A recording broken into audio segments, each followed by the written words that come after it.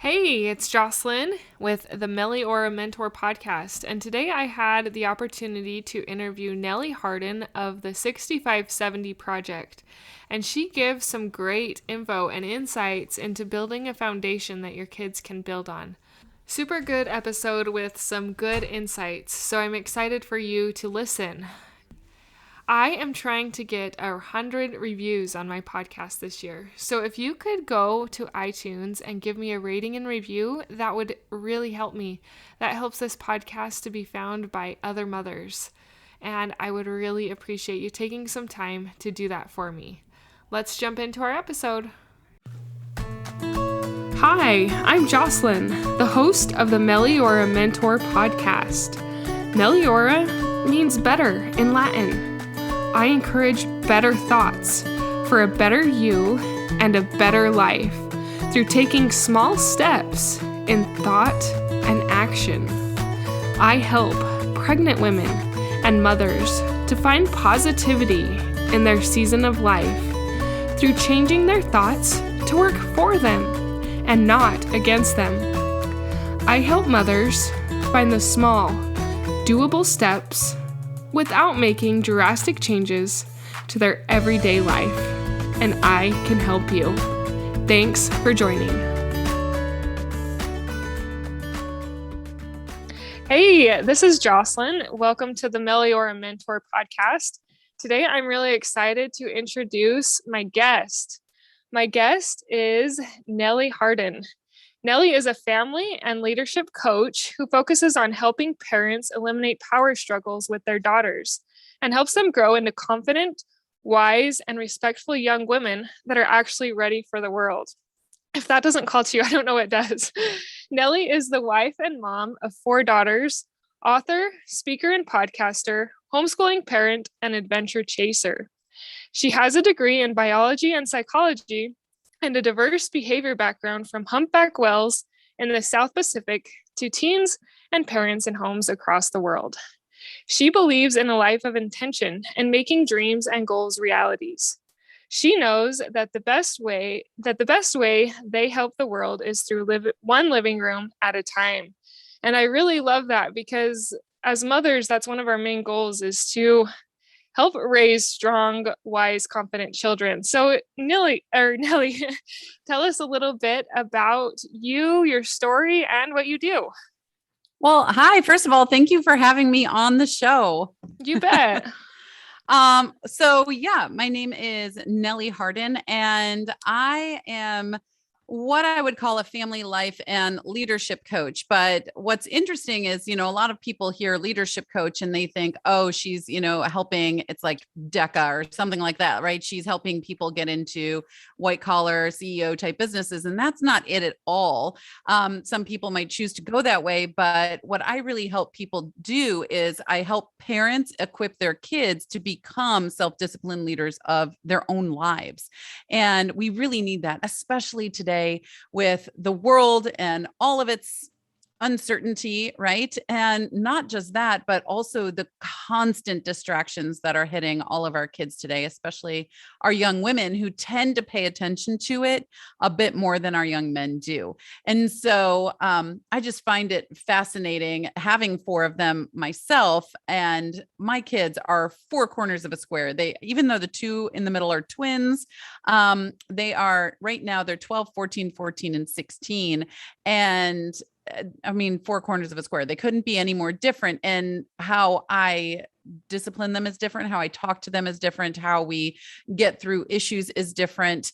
We live on the East Coast of the United States. We moved out here about 6 years ago. My husband, so I've been married for a bit over 20 years now. And it's my husband and I and our 4 kids. And we really moved out here for quality of life, for lack of a better way to say it. We just, like you were saying in the intro, we really do live by this life of intention and freedom. And when I was a young woman and, in my teens, I noticed, looking back, I noticed that I wasn't equipped necessarily with some of the things that really could have helped me when I left home and I was a quote unquote adult, right? And you're like 18, here's your license to life. And we're, going to drop you off and see you later. Good luck. And, so looking back, I'm like, wow, if I would have had some of the things that I have done now in the past 10, 15, really like 17 years of personal development, family development, interpersonal relationship development, and all of that. If I would have had a taste of that before I ever left home, there's definitely some pivots in my road, some really, really painful pivots of my road that were in my road that I don't think would have been there. I would have known better. I would have been able to make wiser decisions. I would have been able to have more respect for myself. I would have definitely had more confidence in myself and those wisdoms. There's practical wisdom, right? There's intellectual wisdom, your academics, there's your interpersonal, how you relate to other people. And then there's also your personal wisdom, which is your emotional intelligence and about yourself. And if I would have been equipped with some of those things, then I might have been able to avoid some of the more painful parts of my past that have then affected me for decades afterwards. And now having 4 children of my own, 4 young women, and I volunteer out in the community with young women all around, and I work with young women and their families all around the world. I just see these patterns and this common story, excuse me, this common story happening over and over and over again.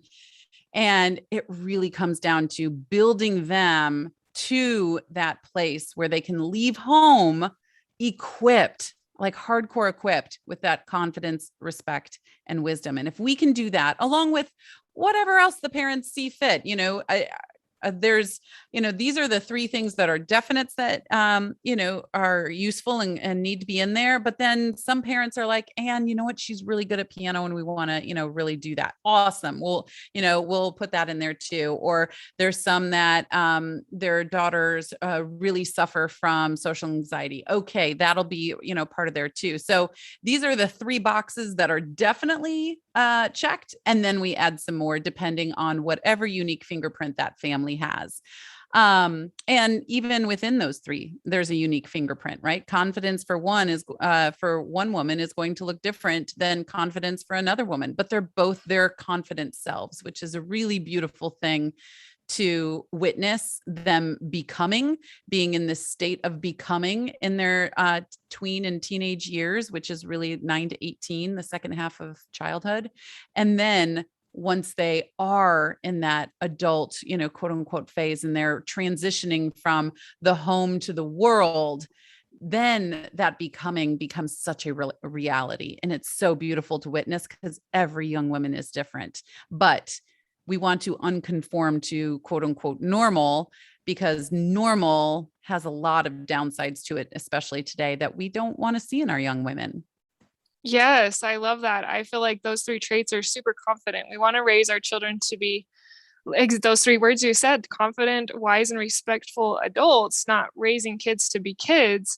And I feel like the journey you're on of sharing what you've learned and passing that on to your daughters, and not only your daughters, but the community you're building through your podcasting and your coaching is inspiring and can help those women with their unique individuality. So I am really excited to dive into this. And that's actually our topic, which you mentioned, is building the foundation your child needs to live their best life.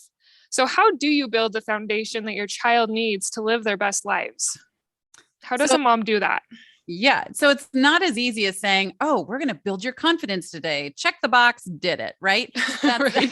that's not, bippity boppity boo of you. And so, there is a road that must be walked in there. And first there's self-esteem. And I'm actually, I run workshops on self-esteem, parenting workshops, in order to help parents build their daughter's self-esteem, because self-esteem is valuing and appreciating yourself. Self-confidence is believing in yourself. That is beyond self-esteem. So we need to get self-esteem first, which is where, unfortunately, because of all of those inputs coming in today, the 24-hour social network, the FOMO, fear of missing out, right? The what are they going to think of me? The chameleon attitude that a lot of our young women have. I'm this person around these people, and I'm this person around these people, and heaven forbid these paths cross, because I don't know who I'll be, right?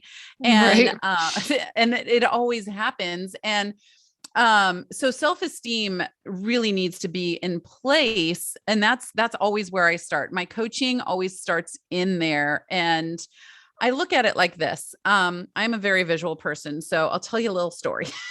Sounds great. I love stories. I can relate to them. So this is Okay. awesome. Okay, perfect. So, a family is living on a house on the shore, right?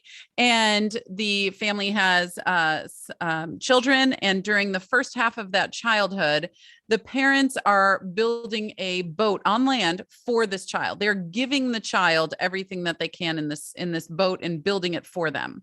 Well, comes the second part of childhood, and this is the great transition where we put the child in the boat and the boat in the water, and we're still connected to that boat. There's a rope that we have to this boat, and your child is holding one end, you're holding the other on shore. And this rope is 6,570 feet long. That is how many days we have in 18 years, by the way, 6,570. I actually just last a week ago today, last Wednesday night, I helped a friend of ours deliver her daughter into the world. And just looking at that little peanut and this little 6-pound, 8-ounce peanut and being like, oh, we have 6,570 days. Your mama, your daddy, that's how long they have in order to help you build into the woman that you can be in this world, and then set you a sail and let you soar. But anyway, that was just amazing to be able to see that. But you have this rope that you're connected with. Now, the child that's on the boat, right? They're going to be learning the environment, right? How the lay of the land, so to speak, but they're on water, right? How to work the boat, how to help themselves, what skills that they need in order to work the boat, but also how to look out in the environment around them. And sometimes you can let that rope out a little bit more, and sometimes you're going to have to pull it in, but you're always connected during that until they hit that 18th birthday or somewhere around that. Like my kid turns, she's going to turn 18 April before she graduates, but somewhere around there. Once you hit the end of that rope, they're going off to live their own life. But in doing that, they already have the skill sets that they need from being attached to you during that time, right? They know what to do if there's a boat leak. They know what to do if there's a storm. They know what to do and how to work themselves. They can't just sleep all the time, right? They actually have to get up and proactively do things. All of that is happening during this partnership and this do with you second half of childhood. And so that really is kind of in essence right there. You can look at and say, okay, we did for you, we gave you things, and now we're doing with you, and we're partnering with you during your second half of childhood. And in that, I always say the rope is going to be made out of truth and trust, right? There has to be truth and trust between the two of you in order for this to work. And it might be frayed. I mean, quite honestly, it very well could be frayed. Mine has been frayed with my kids before, and then we fix the darn rope, right? And then I've seen some that are nearly on their last thread. Guess what? We fix the darn rope. And so we're working on truth and trust. And in the middle, the whole teaching process is all about creating vision, right? And that has to do with your mindset cycles and where that esteem comes in, right? That value and appreciation for yourself. We work on discipline and real discipline, not just consequences, but real discipline, which is teaching. And then we work on vulnerability and what that looks like, and resilience and what that looks like. And then we have our outcomes and our applications to all of these things in there. So all of that's the teaching method. And then when they go off and you're done, the outcome of all of this beautiful work that you've done in partnership with them, including big belly laughs, hopefully some great kitchen dance parties, and also some really tough moments, is that confidence, wisdom, and respect that they can go off into their life with. I love that. And I love that you talk about some of those bigger values that I think sometimes get neglected, like the vulnerability and resilience. Life is not very easy. No, It can no. be very hard. And so that I love that you're trying to build this into women and the mothers teaching the women so that they can have proper coping mechanisms for when it's hard through understanding vulnerability and resilience. And I love the true discipline as well. Real teaching. It's not just rote, but something that you are intentionally doing to help them as they grow up, like you say, to get those three: confidence, wisdom, and respect. So super cool. So what are some of the most important aspects to take from childhood?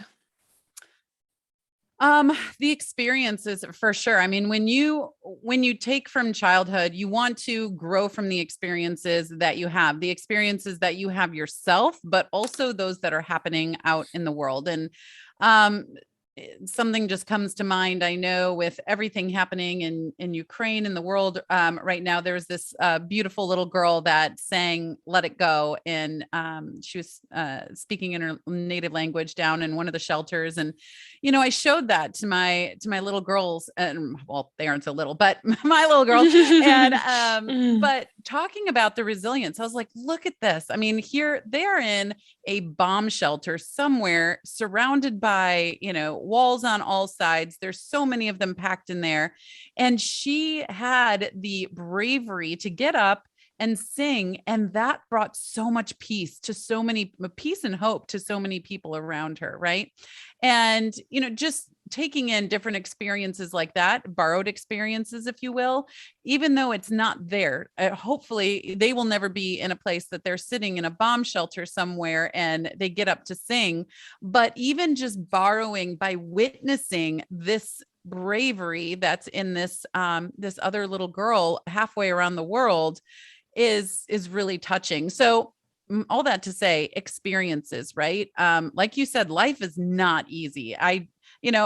Can anyone ever think of a day that the whole 24 hours was like smooth sailing, easy peasy? I mean, I can't. Right, me either. Right. And so learning how to take the good, I find it like, or I call it like finding joy in the crevices, right? There's a lot happening, but there's always joy that can be found. And if we can focus in on that, and it kind of wipes away everything else. So that comes in with gratitude, right? And that's part of resilience right in there.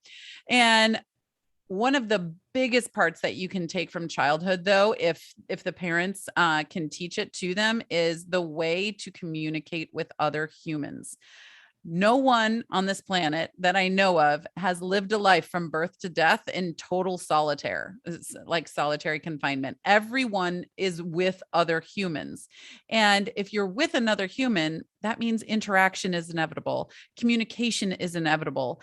And you have to be able to communicate in a way that the person you're speaking to actually understands what you're saying through your words, if you can, but your tone and your body language and what you're trying to convey to them, right? There are couples that don't even speak the same language at all, but they understand one another through the 90% of communication that is tone, attitude, and body language, right? So if you can communicate in a way that the other person understands you because you know them and you can speak their language, then that is so powerful. And to do that, you need to know personalities. You need to know their learning styles. You need to know, for me, like I said earlier, I am a very visual learner.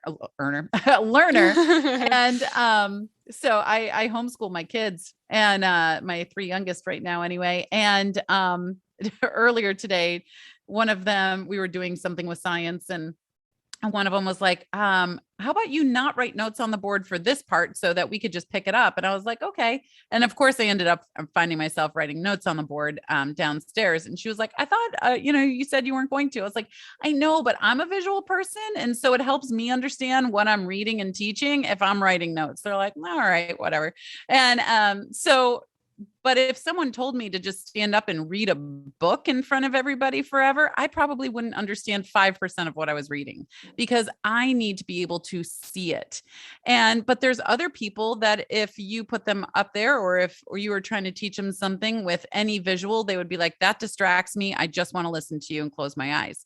And that's why it's really important to know how our kids can understand us, because especially if you have a frayed rope, if you have that frayed trust and truth that is happening right there, then you're going to go into their room after they've been in there for too long, on their phone for too long, or have late homework assignments or got in trouble with school or what have you. And you're going to start talking at them and there's going to be a wall right there and they are not going to listen to what you say whatsoever because they don't understand. You're not speaking to them in a way that they are understanding you. And so communication is definitely something that is huge that you want to take out of your childhood toward that adulthood. Yes, I think that is so important because communication builds on everything. Like it builds the rest of your life. If you desire to find a spouse and get married, like communication is so important in marriage, and to teach them those skills while they are young and in these teen and tween years is going to be vital and really help them, like you say, to move forward and maybe not make mistakes that you or I have have had to deal with. So that's awesome. I also liked your comment about finding joy in the crevices. That gratitude is so powerful in, at least it has been in my life, and transforming. So thank you for bringing that up. So why is like talking about the experiences and the way you communicate, why are these so important? Because that's where building takes place, right? I just did a talk recently about bullying, and there's a lot of bullies out there. There's a lot of but so I know some bullies. I've dealt with this with out in our community. I was involved with something not too long ago, and I know this girl that was doing the bullying, and she's someone that I know from out in the community, and she's not a bully, but she was bullying, right? And so I find it just very interesting to take a step back and always know that hurt people, right? So something's happening in order for her to turn around and do something. And bullying, really, just as an example, is this two-sided coin, right? You have the victim mentality, you have the power side, and then if you ride the rim of that, because there's 3 dimensions to it, of course, that's the acceptance, right? I will do anything to be accepted, and if that means that I am a bully, but I'm also a victim by that because I don't want to be a bully, so I'm also a victim toward myself being a bully, right? There's all these convoluted edges that happen in these tween and teen years if they don't go into it understanding what are my core values, what are my core beliefs. And by the way, it's okay if they change, but I need to know what they are right now. What accountability do I have? Outside accountability, inner accountability, right? What are my identity statements that I am having? Are they changing every hour on the hour, every minute on the minute, or am I building who I am? And not this whole, someone told me, gosh, it was probably 8-9 years ago now. And they were up on stage. I was at a conference, and very well-known speaker. And he said, there's this very huge, misnomer about people going and finding themselves, right? And this is what I find, especially in the teen and tween young women right now, is, oh, well, I'm just going to go find myself, oh, I found that I'm this. You don't find yourself, you build yourself, right? I love that. Yeah. And I'm like, it's not like yourself is in the field of daisies out there and you got to go pick the right one. And you're like, oh, I think I found it. Oh, wait, maybe that one is me. I don't know. Oh, that one has more petals. Maybe that one is me. And you have to build yourself over time. And that's going to require starting from somewhere. So when I work with people, there's 2 fixed points. There is figuring out where exactly you are right now in your parenting journey and, where your daughter is. And then the other fixed point is, where do we want to go? And like I said earlier, those 3 check boxes of confidence, wisdom, and respect are always there. And then is there others that you want to be there too? And then we map out the journey in order to get there. And sometimes that journey is only 50 days long, 100 days long, if we're talking about later teens. And sometimes, many times I get parents with kids that are 13, 14, 15, and we have a little bit longer. But no matter what, starting the journey is going to help, even if they turn 18 tomorrow, right? Just starting this journey, having that intention of going, and then figuring out exactly where we want to go, building the map to get there. But yeah, it's being intentional. I forgot what question that we started this off with, but no, you're good. I just start talking and it all comes out. No, I love it. We were talking about why they are important, but I think at the end you were really alluding to kind of mapping it out and having that vision that you desire to work towards. Yes. That's awesome. And I have, actually I have 2 more questions. How do we get there? Well, that is definitely going to take intention. And honestly, today, especially, I think parents need more than just their perspective. And this is why. So you have your parenting perspective at home, and you also have all of this time. You know your kid the best. That is hands down true.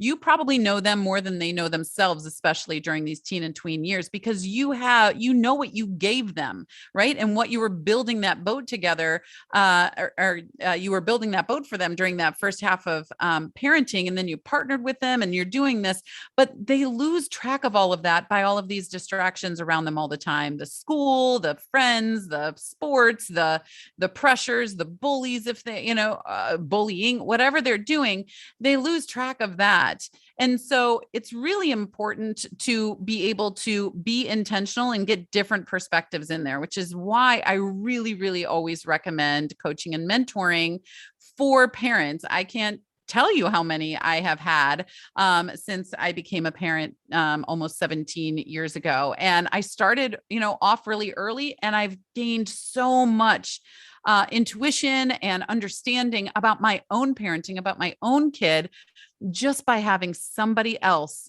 speak into it, right? And actually get to know what's going on in our home, and then be like, oh, okay, so this is what I'm seeing. And it could be something I'm just too close to it sometimes, right? And so it's really nice to get someone else's perspective, understanding. It's just like, I don't know. I'm teaching the history of science this year, so this is just on my brain. But, we've built on science from the early Greeks, right?